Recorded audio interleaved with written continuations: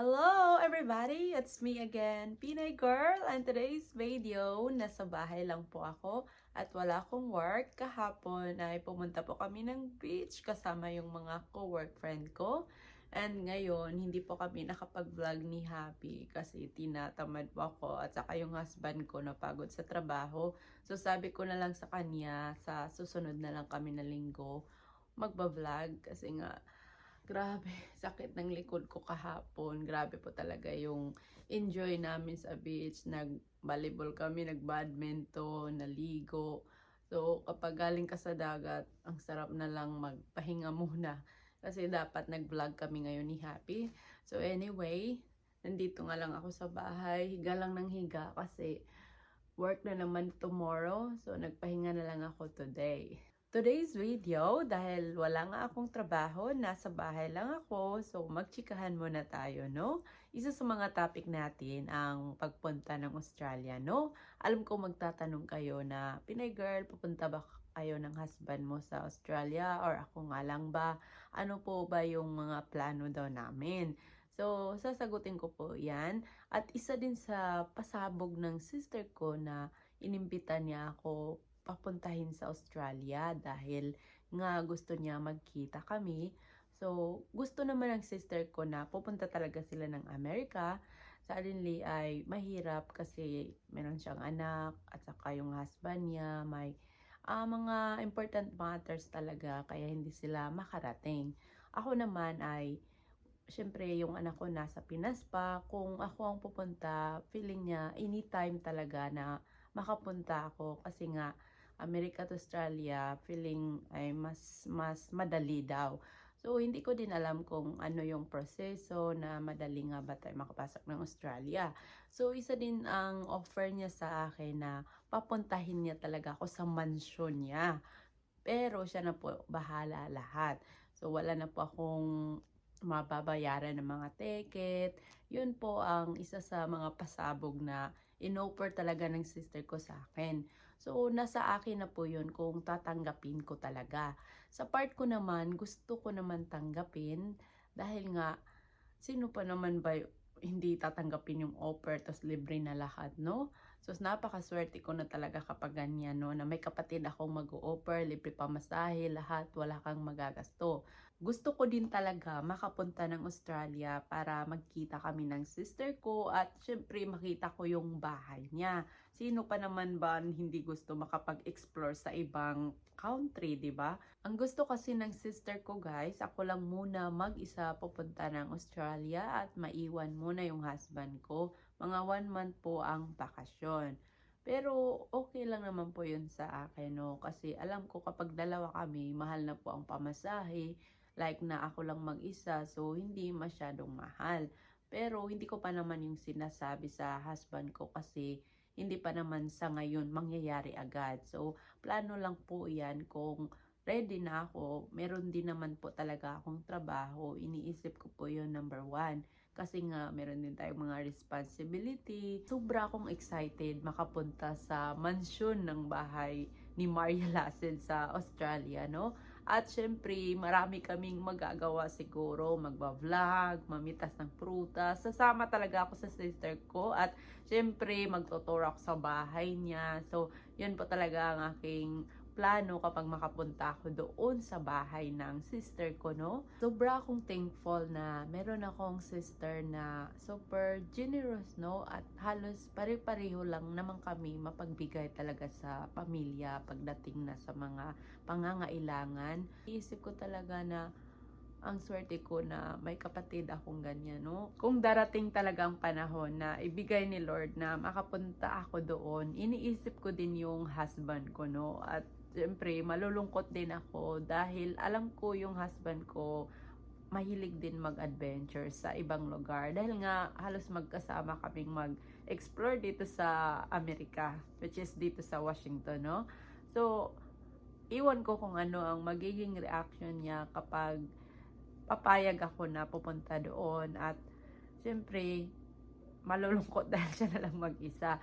Hindi naman matagal, 1 buwan lang naman, pero hindi pa naman sa ngayon yun mangyayari. Meron din talaga nag-private message sa akin, no? Isa sa subscriber ko din na hindi siya naniwala talaga na magkapatid kami ni Maria Lassen. Dahil kung totoo man daw talaga, dapat nasa Australia daw ako, bakit nandito ako sa Amerika? Hindi niya alam na magkaiba ang aming mga minamahal na lugar. So, syempre, ito ako sa aking husband, si Mariel naman nandun sa Australia dahil taga din nga yung husband niya. Hindi naman po pwede na titira ako doon. Then yung husband at trabaho namin ay nandito. So, hindi po yun talaga mangyayari na doon kami titira din. Ang gusto din talaga ng husband ko, yung kapatid ko ang pupunta dito sa amin, no, para makapag-explore daw sa Amerika. Pero ang problema nga is, syempre nag-aaral yung anak niya, hindi po talaga madali at mag-apply ka pa ng visa, hindi porket na sa Australia siya ay makapunta agad ng Amerika. Meron pa pong mga proseso na dapat nilang gawin. Syempre, super strict din dito sa Amerika. Kami naman ay wala pong problema kapag pupunta kami ng Australia, pero hindi lang talaga kami ready pa muna sa mga bakasyon kasi nga umuwi kami ng Pilipinas at ngayon ay nagpo-focus kami talaga sa buhay namin sa trabaho at yung anak ko, yung po talaga ang unang goal ko bago man yung mga bakasyon. Siyempre naman magasto din talaga magbakasyon. Nung umuwi nga kami sa Pinas, grabe talaga kasi nga siyempre gusto mong mag-enjoy. Kung hindi mo naman gusto mag-enjoy, siyempre nakakalungkot kapag may pera, makapag-enjoy ka talaga sa bakasyon. Hindi naman pwede na magtitipid ka lang, hindi ka naman mai-enjoy. So kung magbabakasyon talaga, make sure meron ding pera na extra. Hindi pwede na aasa ka lang dahil may sister ka. Kahit ako, kahit librehin man ako ng pamasahe ng sister ko papunta ng Australia, hindi pwede na wala din akong pera.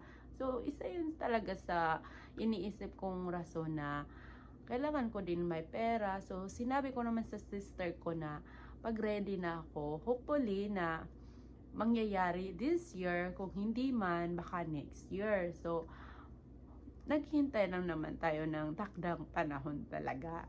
Pasensya na guys, late na ako nakapag-vlog dahil sa sobrang tamad ko today. Ang oras nga pala dito sa Amerika is around 8 PM na po.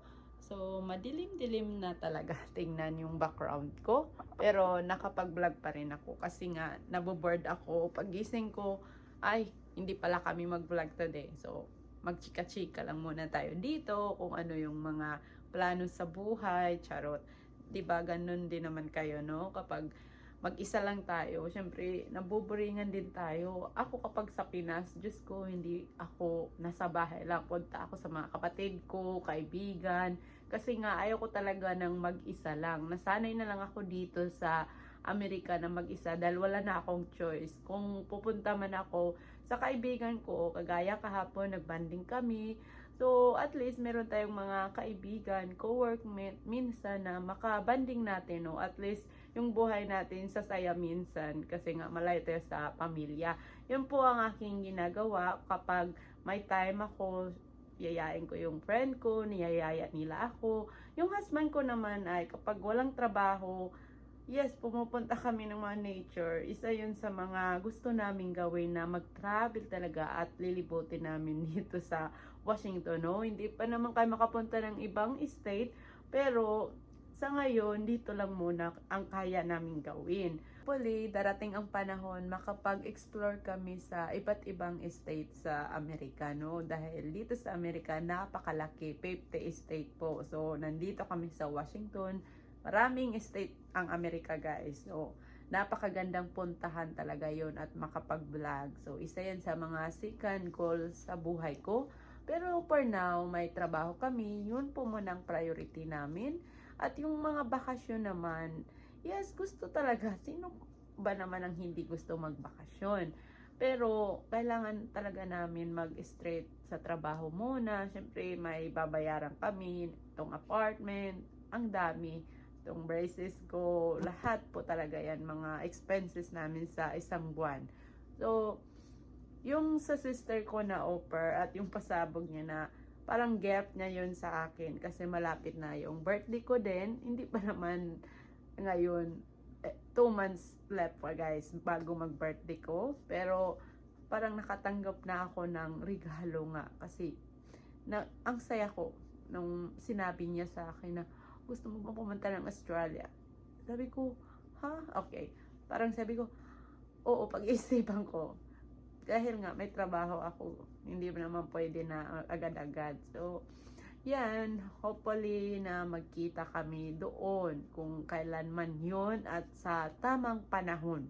Yun ang masasabi ko po sa lahat. Baka may magtanong na bakit ayaw mong pumunta, bakit na libre naman. Yes, gustong gusto talaga, pero hindi pa sa ngayon. How I wish talaga na iisa lang kami ng country ng sister ko, no? Sana nandito sila sa Amerika at sana nandun na lang kami sa Australia. So, hindi po talaga nangyari. So, yun po ang binigay ni Lord na magkaiba kami ng landas. Pero happy ako na napunta yung sister ko sa Australia, no? Dahil yung lugar na yan ay nakapagbago ng buhay niya at doon siya nakilala bilang Maria Lasin. Siyempre sa tulong din ng husband niya. Kung wala yung husband niya, siyempre hindi din mangyayari na may Maria Lasin na combination yun sa husband niya, no? So, thankful ako na natupad na niya yung pangarap niya sa buhay at isa sa inspirasyon ko talaga na vlogger is yung sister ko dahil grabe po talaga yung bigay na inspiration niya sa mga tao na kung paano siya nagsimula.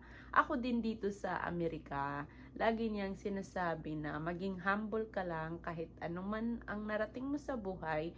Siyempre, hindi mababago yung sino ka at ang ugali mo dahil lang sa pera, nakatungtong ka lang ng ibang bansa. So, hindi dapat tayo magbago, guys. So, magiging humble lang tayo. Grabe, napahaba yung kwento natin, no, tungkol sa aming magkapatid, no. Masaya ako sa binalita ng sister ko na magbabakasyon.